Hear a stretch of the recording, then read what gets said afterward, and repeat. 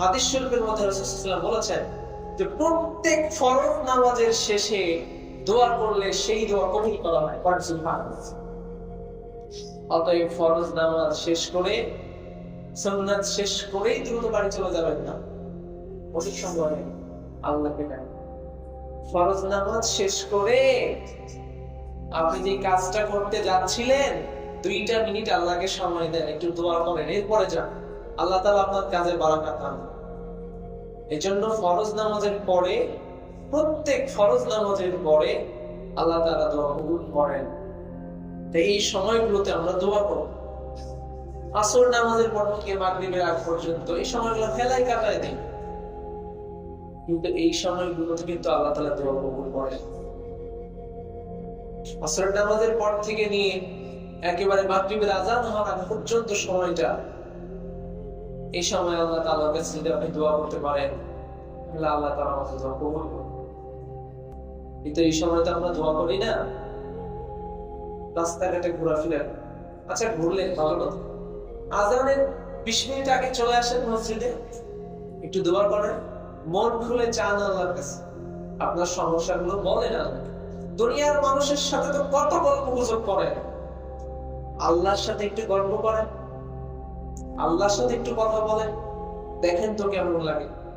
একদিন একটু করেই দেখেন না, মাগরিবের 20 মিনিট আগে আপনি মসজিদে আসেন, ইস্তেগফার করেন, দুরূদ শরীফ পড়েন, আল্লাহর কাছে হাত তুলেন, ফরিয়াদ করেন, সমস্যাগুলো বলেন, আপনার সুখের কথা, দুঃখের কথা সবগুলো আল্লাহকে বলেন, আল্লাহর সাথে গল্প করেন। চাওয়ার মতো চাইতে পারলে আল্লাহ তাআলা আপনার একটা চাও অপূর্ণ রাখবেন, সবগুলো ইনশাআল্লাহ। এই সময়গুলোতে দোয়া করুন। জুমার দিন খতিব মিম্বারে ওঠার পর থেকে নিয়ে আমাদের সালাম ফিরানোর আগ পর্যন্ত সময় আপনি আল্লাহর কাছে যা দোয়া করবেন তাই কবুল হয়ে যাবে। সুবহানাল্লাহ। জুমার দিনগুলোতে চেষ্টা করবেন আগে আগে আসার এবং আল্লাহর কাছে ফরিয়াদ করার। এরপরে তাহাজ্জুদের সময়, গত সময় আমরা আল্লাহ তাআলার রহমত নিয়ে অনেক আলোচনা করেছি, সেখান থেকে একটু কথা বলি যে আল্লাহ তাআলা আপনাকে আমাকে কতটা ভালোবাসে দেখেন। আল্লাহ তাআলা কতটা ভালোবাসে দেখেন যে আল্লাহ পাক রব্বুল আলামিন শুধু তিনি তার দরজাগুলো খুলে রাখেন না, রাতের বেলা পৃথিবীর সকল দরজা যখন বন্ধ হয়ে যায় আল্লাহ তাআলা তার দরজা শুধু খুলে দেন না, তিনি এতটা নিকটে চলে আসেন যাতে করে আপনি তার আওয়াজ শুনতে পান। প্রথম আসমানে চলে আসেন, প্রথম আসমানে এসে তিনি ডাকতে থাকেন, কে আসো গুনাহগার, আমার কাছে মাপ চাও, কে আসো অভাবী, আমার কাছে বলো, কার কি সমস্যা আসো বলো, আমি আল্লাহ তোমাকে দেওয়ার জন্য এসেছি, যা চাইবা এখন তোমাকে তাই দিয়ে দিব। সুবহানাল্লাহ। তাহাজ্জুদের নামাজ হলো বিষয়। আপনি তাহাজ্জুদের নামাজ 5 ওয়াক্ত নামাজ আশা করি সবাই পড়েন, যারা না পড়েন তারাও চেষ্টা করেন পড়েন। তাহাজ্জুদের নামাজের একটা অভ্যাস তৈরি করেন, বেশি দিন বলবো না, 7 দিন নিয়মিত প্রতিদিন কমপক্ষে 4 রাকাত পড়েন, 7 দিন পড়েন, আগামী জুমা পর্যন্ত।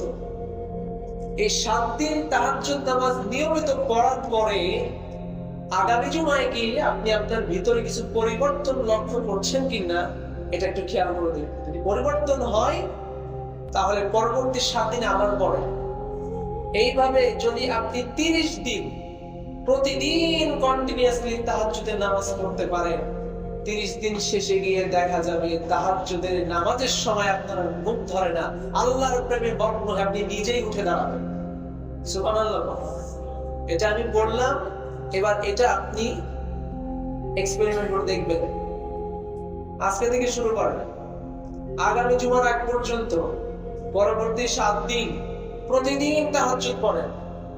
প্রথম 2-3 দিন আপনার একটু সমস্যা হবে, হয়তো মাঝখানে প্রথম 2-3 দিনের ভিতরে একদিন ছুটেও যেতে পারে, ঘুম ভাঙলো না, এরকম হতে পারে, হতাশ হবেন না, কারণ আল্লাহর দয়ার কি কোনো শেষ আছে?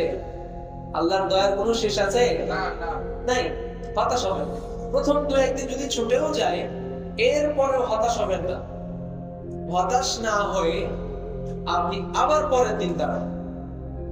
আপনি চেষ্টা করবেন একাধারে 7 দিন আপনি তাহাজ্জুদ পড়েন। যদি মাঝখানে একদিন গ্যাপ যায়, তাহলে ওই দিন থেকে আবার 7 দিন শুরু করেন। এইভাবে যখন আপনি শুরু করবেন, তখন শয়তান চিন্তা করবে এর যত বাধা দিয়ে তো কত বেশি বেশি দিন বাড়ায়, তো তার থেকে ভালো 7 দিন তুই পড়েই নে। তো এইভাবে আমরা যদি আমাদের ইবাদতগুলোকে একটা নিয়মের মধ্যে নিয়ে আসতে পারি, তাহলে দেখবেন আস্তে আস্তে আপনার অন্তরে প্রশান্তি কি জিনিস আপনি একটু বুঝতে পারবেন। অভাব অনটন সংসারের সমস্যা আপনার সুখ কেড়ে নিতে পারবে না। যখন আপনার দিলে রবের রহমত, আপনার দিলে চলে আসবে, আল্লাহর ভালোবাসা আপনার অন্তরে পয়দা হবে, তখন আপনাকে আর দুনিয়ার কোন কষ্ট আপনার সুখ কেড়ে নিতে পারবে না। এজন্য এখন থেকে পরবর্তী দিনগুলো নিয়মিত তাহাজ্জুদ পড়ার নিয়ত করতে আমরা এখন পারবো তো ইনশাআল্লাহ?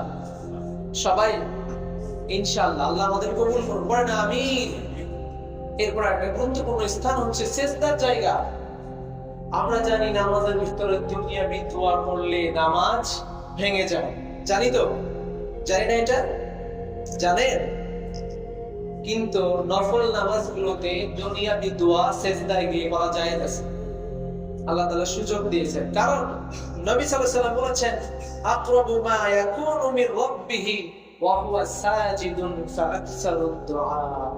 নবীজি বলেছেন বান্দা যখন সিজদায় যায় তখন রবের সবথেকে নিকটে চলে যায়, বলেন সুবহানাল্লাহ। আর তখন যা দোয়া করা হয় আল্লাহ তাই কবুল করে নেয়, সুবহানাল্লাহ।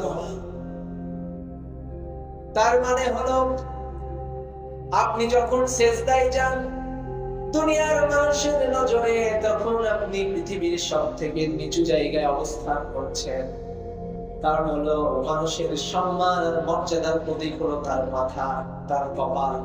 আর এই মাথা যখন মানুষ, এই মাথা যে কারোর সামনে ঝুঁকাতে চায় না, মানুষ ক্ষমতাবানের সামনে তার মাথা ঝুঁকাতে চায়।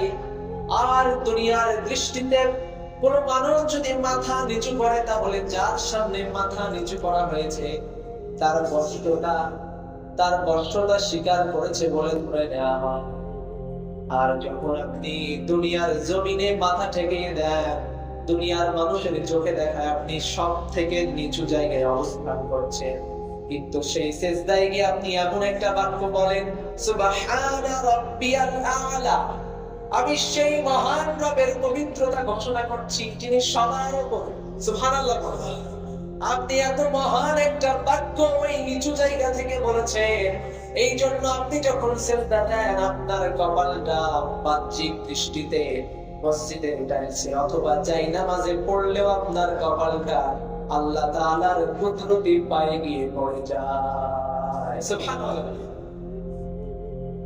আর আপনি যখন রবের পায়ের সামনে আপনার মাথা নিচু করেছেন, আল্লাহ তাআলা তো এটাই চেয়েছিলেন যে তার বান্দা তার গুণগান করবে। আর আপনি যখন এইভাবে আল্লাহর সামনে আপনি মাথা নিচু করেছেন, আপনি আল্লাহর পায়ে সিজদা করছেন, তখন আল্লাহ তাআলার কুদরতি অন্তরে এমন জোশ খেলে যায়, ওই জায়গায় আপনি যা দোয়া করেন আল্লাহ তাআলা আপনার সকল দোয়াই কবুল করে নেয়, সুবহানাল্লাহ। আল্লাহু আকবার বলেন।